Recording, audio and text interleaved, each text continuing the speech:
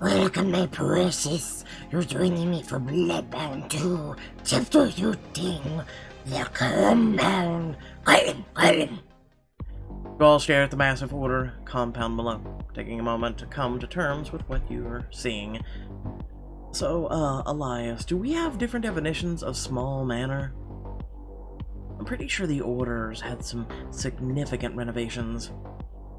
I don't understand. I had no idea they constructed this.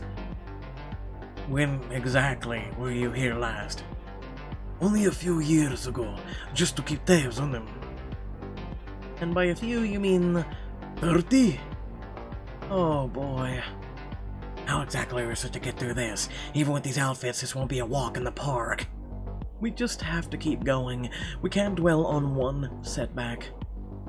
I'd consider this a pretty big step back. We haven't come all this way just to turn back now. Camilla's right, let's move.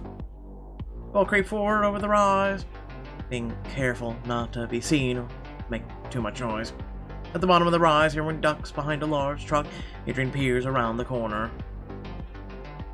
Scientists, senior officers, a whole lot of soldiers. It's gonna be tricky getting through them. The front entrance is swarming with guards, and they're checking identification. There's no way we can get through. Well, what about a back entrance? Good thinking. A place like this should have more than one entrance and exit.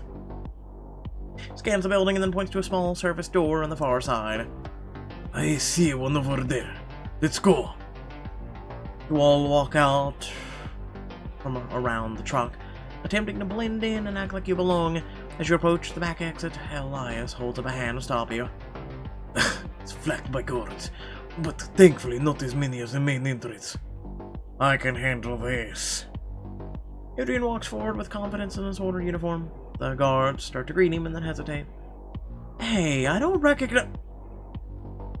Adrian quickly bashes their heads together and they slump to the ground, unconscious. Camila helps him drag the bodies under a nearby van. Nice work, my friend. Shh, I could have done that. Now then, let's get this over with. There's a bottle of wine back at home I'm looking forward to opening. One I've been saving for a special occasion. Steps up to a metallic doorway. And when we return, we should toast to Vic. As he does, a series of hidden bulbs at the top flicker on him, bathing him in a hot blue light. Oh crap! The lights blast down scorching, ultra UV light. You know, ultra. Ah! You jump back and watch in horror as Elias is instantly incinerated, screaming as he crumples to ash. Oh my god. Elias! Slap your mouth against her, or my hand against her mouth, sorry, trying to keep down the scream building in your throat. No. All of you, step away from the door now. You all step back as Camila carefully examines the doorway with a scowl. Ultra UV blast that triggers as soon as someone steps through the threshold. It must be a wavelength optimized to hurt vampires. So we can't cross over without meeting the same fate. Clever bastard. Turn Adrian to say something, but he's just staring at the spot where Elias was incinerated, his face tight with grief. Damn it, Elias. Adrian, I'm so sorry. He was just trying to help us. I dragged him into this. He stares a moment longer, trying to shake himself out of his shock. I'm so tired of losing people. I just can't. Not anymore. He slams a fist in the wall, leaving a massive dent in the metal. Not anymore! Camila reaches forward, grabbing Adrian's shoulder. Adrian, we will avenge Elias. I promise that. They'll pay for his life. But right now, we need to focus. A patrol could come by any minute. We need to find a way in now. Hold up, I see something that could be useful. She runs over to a nearby panel on the wall. She breaks the lid open and carefully studies the controls. Bad news is I can't dismantle the UV scanner from out here. Good news is it should shut down in the event of an evacuation. How is that possible? So that means we need to trigger it from the inside. Right in one. There should be some sort of alarm system in the building. If someone can trip it, the UV scanner should be off. There should be a panel inside, like a fire alarm, some kind of emergency button. Hit that and the security measures go off. But we just saw what happens if one of us tries to get in. How are we supposed to get to the switch? I can do it. Everyone turns to you surprised. I'm not a vampire, right? So the UV scanner shouldn't harm me. And plot hole. Amy, I don't know about this. Me neither. I don't like the idea of you surrounded by older soldiers all by yourself. Hey, I've handled ferals, Gaius, and an order raid. I think I can do this. Hell yeah, that's my girl. But seriously, you have to be careful in there. Our communication signal will probably get scrambled. You'll be on your own. There's gotta be another way. There isn't, and I'll be fine. Hopefully. You guys just stay out, safe out air. Take a step forward toward the door and then turn back, feeling a sudden pang. Well, Adrian, of course. Walk up to Adrian, putting on a brave face. Don't worry, I can handle myself. I know, but that doesn't mean I can't worry. Should kiss him. You lean forward and press your lips as Adrian gathers you in his arms. Amy. You kiss him tenderly, cupping the side of his face in your hand, or pulling back. I'll see you soon. I'll hold you to that. Taking a deep breath, you turn to the doorway. Okay, here goes nothing. The others watch with bated breath while you approach the doorway, your hands trembling. Then, with one final nod at the others, you pass through the doorway. Ooh. Look at those, like, stormtrooper, like, rifles. I'll take one of the sword, and I believe those are shields above them, and enter the compound. Phew. You stand in the middle of the hallway, wondering which way to go. To the right are a group of soldiers. To the left, a series of monitors displaying propaganda. Head towards the monitors. You're headed to the left, keeping an eye out for the soldiers. Hallway leads to another, and then another. You wander somewhat aimlessly, heart pounding. Am I already lost? Then, something catches your eye on the wall. A television. You watch as a new video clip starts playing. Monsters, demons, children of the night, vampires. Do you know how to defend yourself against the terrors that lurk in the shadows? An actor in a heavy stage makeup shovels into an alleyway, hissing at the camera. The camera pans to a family who screams at the sight of the creature. If you don't know how to protect yourself and others from these blights on humanity, who will? The actor shuffles to the family, who cower in the alleyway. Fake blood begins to splatter as the vampire attacks.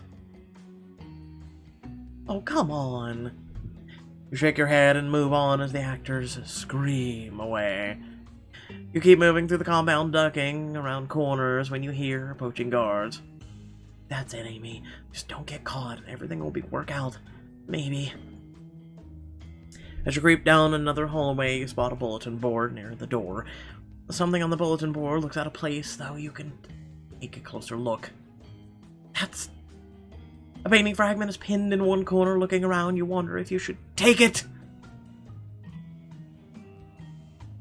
The fragment emanates a feeling of panic, of betrayal, of fear, and anger, and great loss in Rhea's ultimate fate. My blood flows within your veins. I can sense your every desire, your every movement. Which is how I knew you would betray me.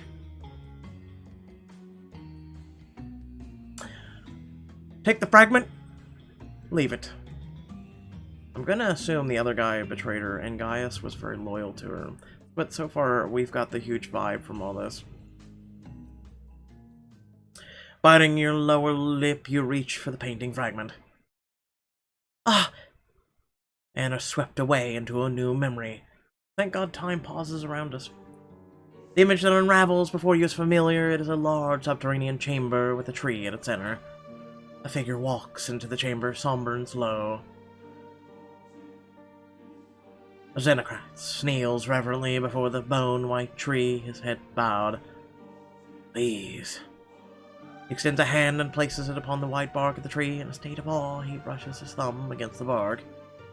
So lovely, so powerful. He swings the pack off his shoulder. As he opens it, a voice rings through the chamber. Lay your hand upon that tree again, and it will be the end of you. The Xenocrat whirls around. Rhea stands at the entrance, Gaius dutifully by her side. You followed me here? I had no need to follow. My blood flows within your veins, Xenocrats. I can sense your every desire, your every movement. Which is how I knew you would betray me. She stalks forward, Gaius following behind her like a vengeful shadow. I'd say more or less like a puppy. You blasphemer, coward, traitor, I should...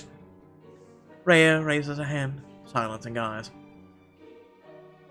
You were trying to usurp me, my fallen prince. Instead of a goddess, you would have others pray to a god in your image. No, The gods brought me to this tree in my hour of greatest need. Me and me alone. You know very well that to drink from the tree of eternal life will increase your power to make you my equal. You were my most trusted advisor. I trusted you with this knowledge. But to think you would actually use it against me. Beside her, Gaius snarls and draws his sword. Traitor!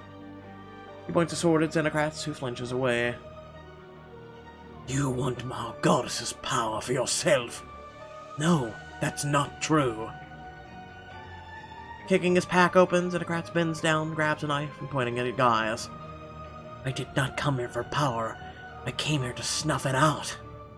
What? I do not plan to drink from the tree. I plan to carve a stake from its bark. I do not seek to usurp you, Rhea. I seek to end you. I mean, technically that's one and the same. Rhea draws away slightly, her solemn facade cracking. You... what?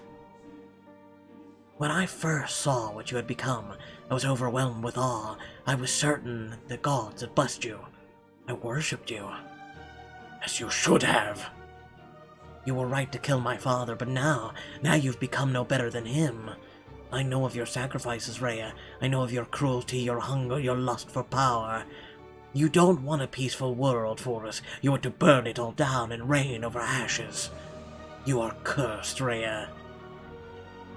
You... how dare... He gestures to the tree at his back. This is not a gift. It was a test of the gods for humanity to prove itself worthy.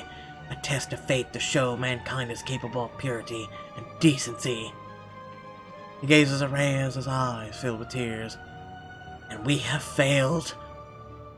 Gaius looks uneasily at Rhea, who stands stock still, staring at Xenocrats. All the blood, all the pain, the violence we have caused.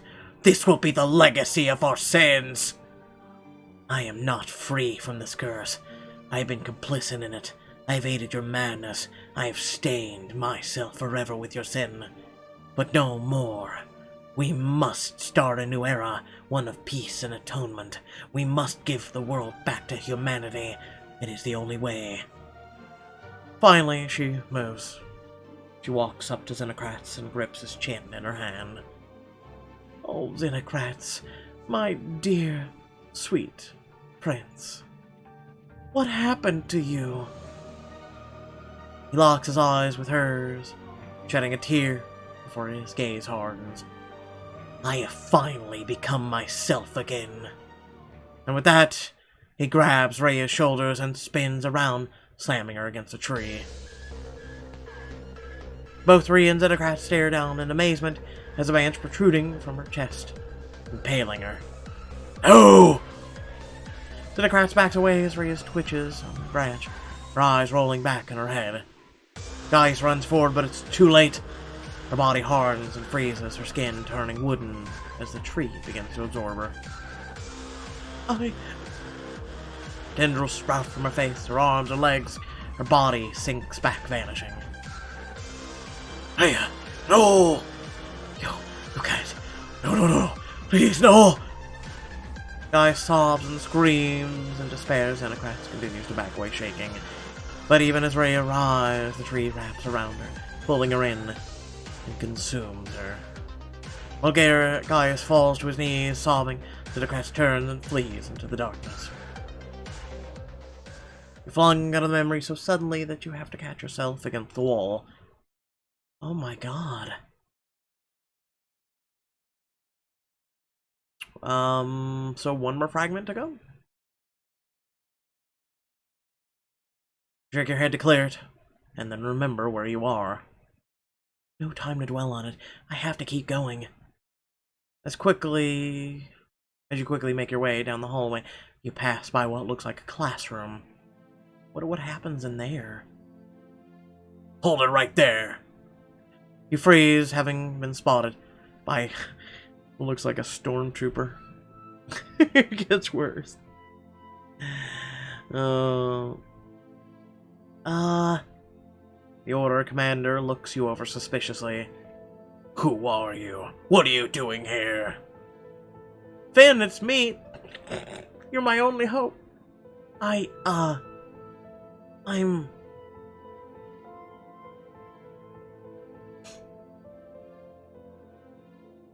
part of the cleaning crew, a scientist, a visiting vampire expert.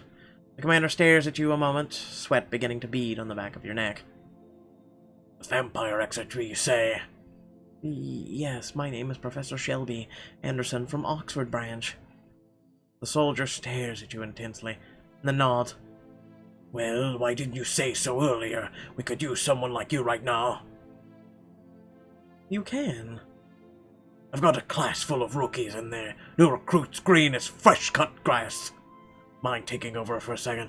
Your expertise could be real handy. Sure, yeah, I can do that.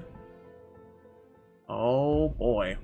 The soldier leads you to a classroom and a dozen curious faces peer back at you. God, they look so young, and barely my age, and they're already indoctrinated in hate. They have a lot of questions that I think you'd do a better job of answering. Sure, I can answer some questions. Seeing no other way to get around the commander, you plaster on a fake grin and walk into the classroom. Hello everyone, how are you? This here's Professor Anderson from Oxford branch, a real vampire expert. Anything you want to know, now's the time to ask. The new recruits stare back blankly. You suddenly get horrible flashbacks to class presentations. Then someone in the back raises their hand. It all makes sense. So, we've been having a debate about whether or not vampires can actually turn into bats. Can they? Absolutely not. Whoever told you that was clearly misinformed. Contrary to what fictional stories will have you believe, vampires cannot turn into bats. From the doorway, the commander nods in approval. You look around the classroom as others raise their hands. How about you? The girl you call on lowers her hand and fiddles with her fingers on the desktop. I was wondering, are there any vampires who can walk in the daylight? Walk in the daylight. Why is the commander sitting there watching me?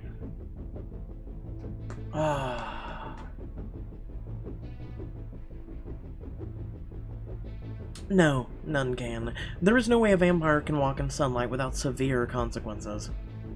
But I thought I once heard that there was a powerful vampire who could daywalk. The first or something? The commander eyes you suspiciously. Crap. Oh, well, besides that one, I guess. You clear your throat and nod to the next recruit who raises his hand. Hello, ma'am. I have a question, if you don't mind. Well, that's why I'm here. I was wondering if all vampires are irredeemable as everyone says they are. The commander grunts from the doorway. What did I say about this line of thinking, Cadet? Sorry, I feel like there's another side to the story we're missing, you know? Open your mouth, but realize you have to answer carefully with the commander watching so closely. Vampires are irredeemable monsters. You swallow deep, knowing what you have to say to keep your cover. In this case, there's only one side to the story, the side of light, the side of goodness. Vampires cannot be redeemed or saved. They're abominations, every last one. The only way to redeem a vampire is to stake it in the chest. Oh, I see. Well, consider me impressed. You certainly know your stuff. Thank you. It's not stuff, but just shut up, okay? I'm sure you have other duties to attend to. Thanks for answering the questions. Even if some of them weren't exactly productive. The recruit who asked the last question sinks down in his seat. It's not a problem. Really, curiosity should be rewarded. The commander makes an unconvinced grunt and then steps aside. You gratefully make your way back to the hallway. Oxford branch. That was our expert answers, and he's okay with them. Okay. Gotta get out of here before they rope me back in. Now I think we could cover as a teacher for a whole, semester, let alone year. You turn the corner, you let out a relieved breath. That was too close. We better find the alarm system soon. You continue to sneak down the hallway, avoiding soldiers and workers when you can. And then finally... Yes! At the end of a long corridor is a panel like the one you saw outside. You hurry towards it, flipping up the glass lid. Here goes nothing. You slam your hand down on the large red button. The alarm system flares to life. The hallway is filled with a low siren as a red light flashes on and off. What the hell? Probably another drill. Come on, let's head outside and see what's up. As the alarms blare, the order of troops vacate the facility. You quietly watch them leave. And then you wait. Come on, come on, come on. A few minutes later, the facility is mostly cleared out. 4 soldiers approach. You suck in your breath, and... You did it. I told you I could. Well done, Amy. Did you have any trouble? Nothing I couldn't get myself out of. Why did they turn off the ultra UV lights when people are walking outside versus in? That's stupid. Adrian gives you a quick kiss on the forehead. Proud of you. You haven't seen anything yet. So we're in the building. Now what? The tomb is presumably below the facility. We have to hurry and find a way to access the lower levels before they realize it's a false alarm. I'll head to the computer mainframe, see if I can find schematics that'll lead us to the tomb. We passed an impressive armory on the way. I'm gonna go check it out, see if I can scrounge something up to help turn the tables. Good thinking. While you do that, Adrian and I will try to find the Hall of Triumph. Hall of Triumph? What's that? It's where the Order puts a collection. Vampire artifacts, historical displays, a list of names of the dead. You want to see if Seraphine's name is on the list? Adrian clenches his hands in his fists and nods once. It might be good for you to come with us, Amy. You can learn more of the Order's history. That's Adrian, who glares down the hall. And be there, in case we need you. This is your chance to learn more of vampire history! With Adrian and Camilla, and share a personal moment with them.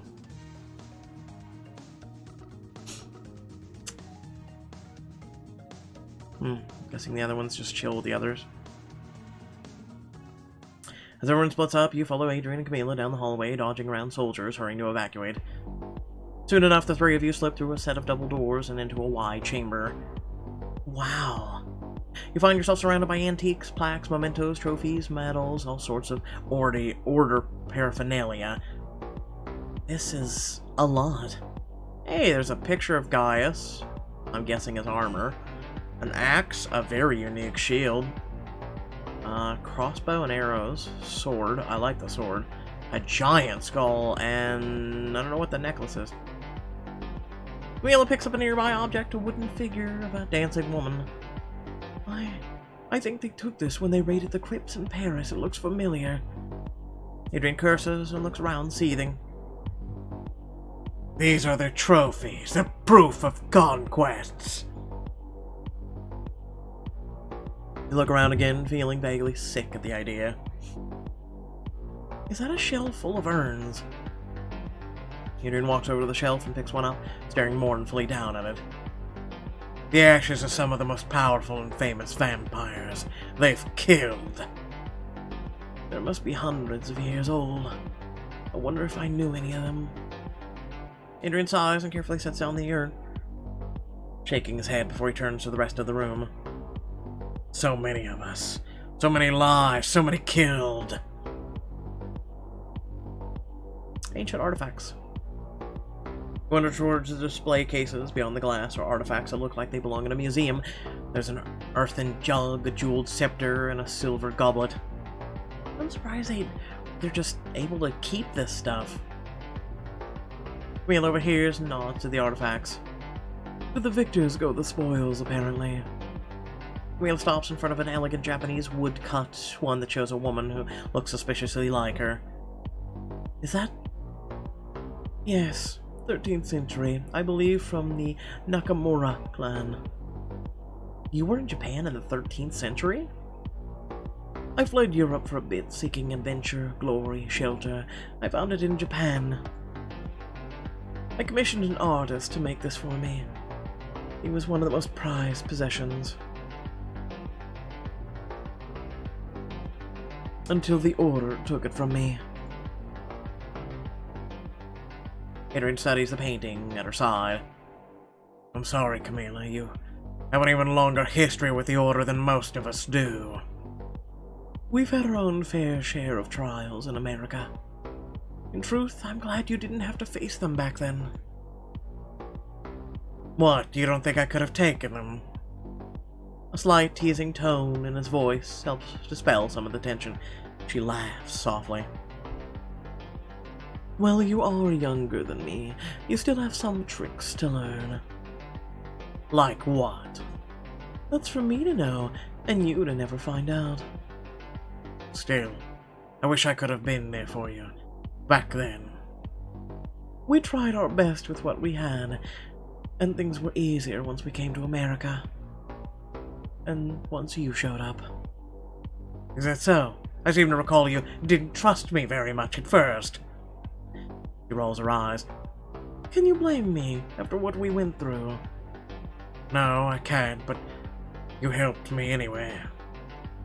Our kind have to stick together. If nothing else, the Order taught us that.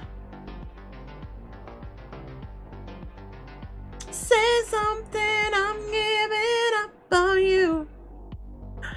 Say something, leave them be. Say something. Aw, I love a good sibling bonding moment. Camille arches an eyebrow at you as Adrian smiles sadly.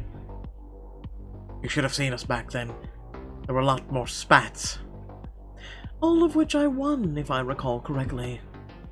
Adrian turns back to the rest of the room and inhales sharply in surprise. There!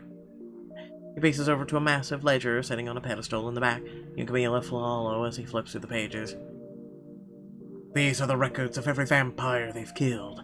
Many are unnamed, they didn't even take care to identify the victims. He stops towards the back, running his fingers down the list. Adrian, are you sure you want to know? I have to know! He flips to the last page, taking it in. Well? Seraphim. Is he not here? Relief washes over him like a wave. He closes his eyes, letting out a deep exhale. She's still alive. Yeah, but for how long? Oh, thank God.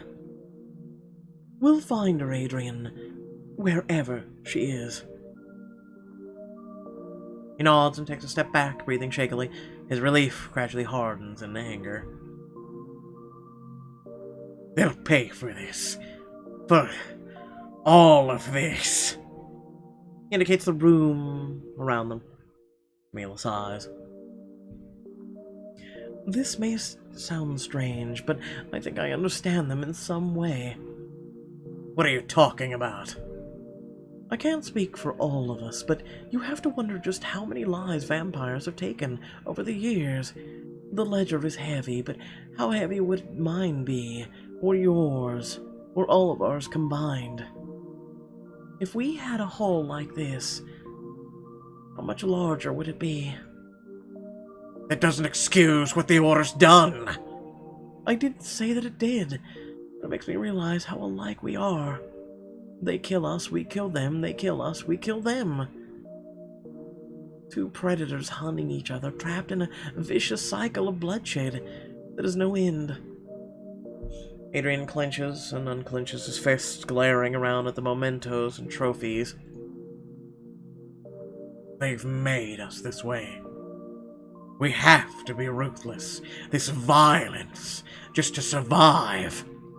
Gaius created us as weapons in war, but they started us. Perhaps, but I can't help but wonder if there's another way. I don't. They're terrorizing us for centuries, and they deserved everything we give back to them. What other way? Someone proposed this question to me in our stream the other day. Because how could you stop hatred? Like the hatred America just endured just this past week. How can you stop people like that? What other way is there? You can't reach their hearts, you can't reach their minds, you can't reach anything. So how exactly can you stop it? I don't think either way works. She doesn't really have a way, and all he has is the vicious cycle of violence. Again, there is no other way besides promoting health, positivity, kindness, and good things. That's the only solution I can think of. But she doesn't have a way, so I'm gonna have to agree with Adrian for right now. The Order's shown time and time again they have no interest in peace. They want to eradicate your kind. They treat you like animals. Adrian's right. You've only had to become ruthless because they don't show mercy. They deserve everything that's coming to them. Adrian nods in gratitude while Camilla sighs. Perhaps, and perhaps we do as well.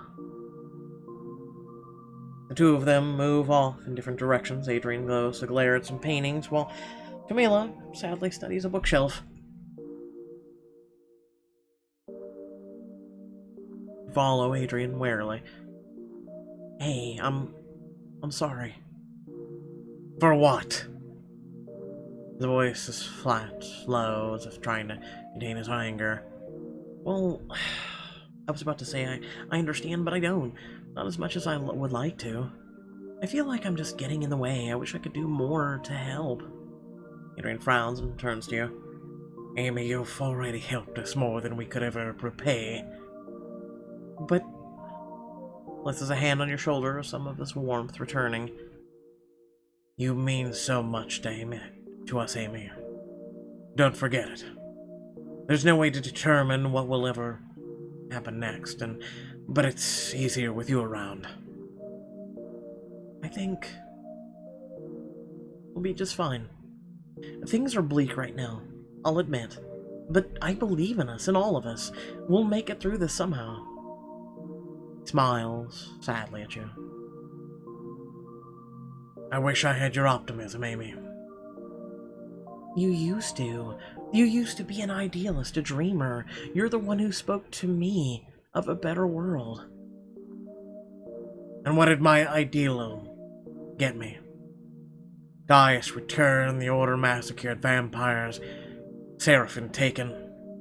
My kindness was weakness, Amy. It's time for me to be strong. To do what must be done. A little teary, you sling an arm around him and squeeze. He looks you back, pulling you in close. He presses his forehead to yours, and you take a deep breath with taking in a smell. You feel his forehead pressed against yours, the strength of his arms around you.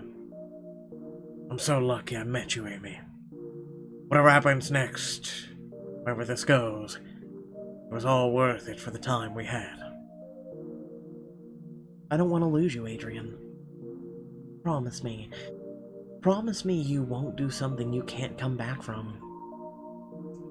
He doesn't say anything, he just holds you close. So close you can feel his heart beating against yours. Then the earpiece you're wearing crackles to life. Hey, can you guys hear me? I think I found something. What is it? There's a single high security elevator that goes way deep into the compound, like underground deep. That must be the entrance to the tomb. Then let's not waste time.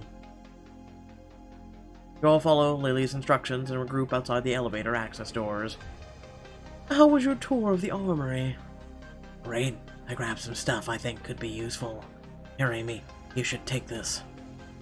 He holds up one of the Order's powerful repeating crossbows. What? Why me? Why not the storm rifle? I want it. Just in case we run into anything unexpected. It would be useful to have a weapon like this on our side. Not to mention the chance the Order's own weapons against them. Taking the crossbow will grant you a powerful weapon to use in the fight ahead! Kinda cool looking. I mean, I'm not gonna lie, but, whatever. You take the weapon from Jax and are surprised by how light it feels. You look ready to take some enemies down. And I'm ready to see it happen. Armed and dangerous, you got the repeater crossbow. I'm suddenly very thankful for those first-person shooter games Lily forced me to play. Oh, Pixelberry. Stop it. Everybody and their mother thinks because you play those games you can go out and handle a weapon. You can't! Stop it! Lily's voice crackles through your earpiece. Elevator doors should be opening in 3, 2... With a ding, the elevator door opens and you all squeeze through. I really hope this goes where Lily thinks it goes. If not, we're ready for whatever waits for us down there. But when the elevator stops a few minutes later and the doors open, no more soldiers are waiting for you. Looks like we're in the clear. The 4 of you leave the elevator and find yourself in a large underground chamber. 4 of you. Wait, Lily stays up there? What? Before you is a massive set of stone doors blocking your way. Figures. Fire, knife, wood, blood are the symbols on the door. Adrian steps up the doors and tries to open them, but they remain firmly shut. Guys, I'm pretty sure that we've got a guess the ancient tomb password situation on our hands. What happened to the good old days when we could just smash our way through life? I do think Amy is correct. The symbols on these doors appear to be communicating something. You take a good look at the symbols, trying to make sense of them.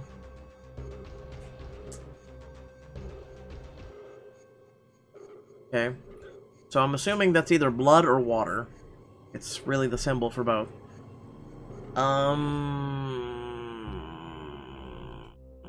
Hold on. I don't think it has anything to do with the symbols. Look at the dots under them. I think first comes fire, next comes blood or water, next comes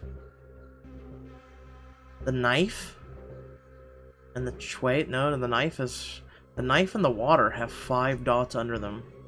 The tree and the fire have 4. Oof. Oof. What's the 5th one?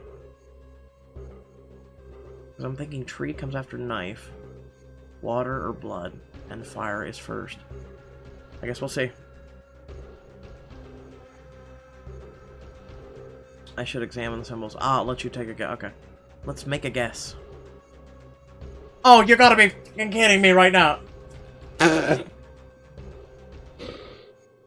supposed to type something? Oh my god. I thought we were gonna, like, do a selection panel of, like, touching. I have no clue. The password is... Oof. I really hope no one's waiting on me to do this. Okay, I guess, and then if I'm wrong, it'll just be one of them guessing, right? I don't know, the password is order. Let's try that. The door stays shut, unmoving. I don't think that was it. Well, why don't you try guessing? Perhaps it's related to these symbols on the door. The first one looks like it could be blood. Step back and take another look. I don't need another look!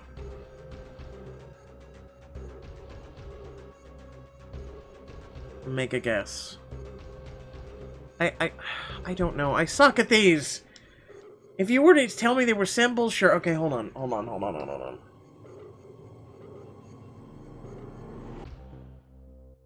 Blood sacrifice? If we're going off the top one, it would be blood, cut, blood, loss, blood, sacrifice. I don't know. I have no clue. On the bottom is fire, earth. Typically, the earth, if it's burned, it will restore itself. Okay, let's just type in blood. Let's just say blood.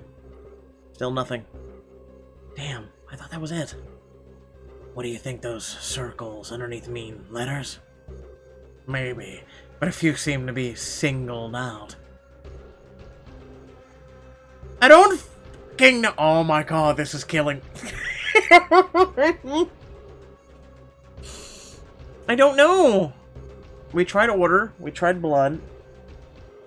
I don't know. Okay, hold on. I guess we'll find out eventually. Something tells me, I need coffee. I really do. I feel I have a heavy brain fog. We were up streaming 9 hours. I only got 4 hours sleep. Moving on. The order.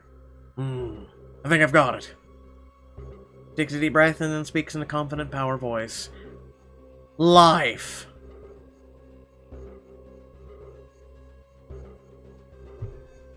I guess blood is life force. I guess. Alright. With a thundering rumble, the doors creak open. Adrian, you got it. Nice work. Here I'm looking at a bigger picture and it was that simple. It was just the one symbol. You didn't solve the tomb door puzzle. Unsolved mysteries. I still don't get it. Don't worry, Jax. Me too. Come on, let's get the steak and get out of here. All of you hurry into the chamber beyond. Oh. You suddenly feel dizzy as you walk into the tomb, realizing you've seen it before in your memories. This is it. Adrian and Camilla walk slowly towards the bone-white tree in the center of the tomb. The tree of eternal life, the source of our bloodline. The origin of vampires. Camilla shudders and she looks more scared and awed than you'd ever seen her. She is here. You can feel her, right? Your first vampire. This is where she died. He stares at the tree in wonder as Camilla walks past him, her hand hovering over the tree's bark. The power, the sheer power. Jax and Adrian join her, transfixed, almost hypnotized. Like nothing I've ever felt. The power of a god. Camilla unsheaths a knife from her boot and makes a gouge in the tree's bark. As you watch, bright, glittering blood begins to trickle from the cut. This is it. This is really it. It's real. Oh, it's real. You all turn towards the entrance and find the Order soldiers pouring out of the elevator. Hands in the air. No one move. I'm just here giving a tour, guys. It's okay. Coming out among them is Adrian Reigns, Camilla Sahid. At least we meet. At least we meet? You mean at last we meet? Balthazar! Your leader of the Order smirks at your group. I believe you're trespassing on my property. Balthazar! But next to you, Camilla jerks back, stunned. Adrian, he's... Do you sense it? Adrian stares at Balthazar, then gasps. No, you're... He He grins, and it's only then you notice his fangs. Indeed. There's no need to call me Balthazar. You can call me Xenocrats.